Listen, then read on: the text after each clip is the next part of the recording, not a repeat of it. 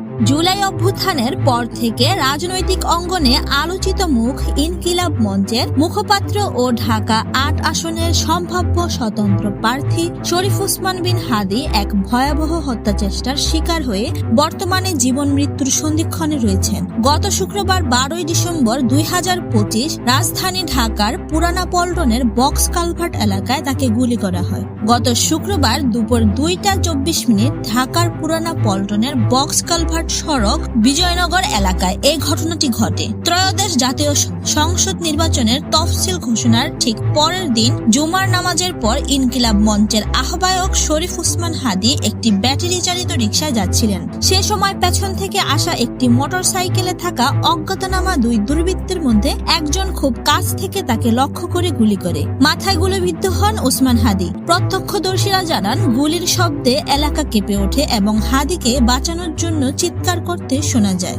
আশঙ্কাজনক অবস্থায় তাকে দ্রুত ঢাকা মেডিকেল কলেজ হাসপাতালের জরুরি বিভাগে নিয়ে যাওয়া হয়। সেখানে প্রাথমিক চিকিৎসার পর তার শারীরিক অবস্থার অবনতি হলে রাতেই তাকে রাজধানীর এভারকেয়ার হাসপাতালে স্থানান্তর করা হয়। হামলার পর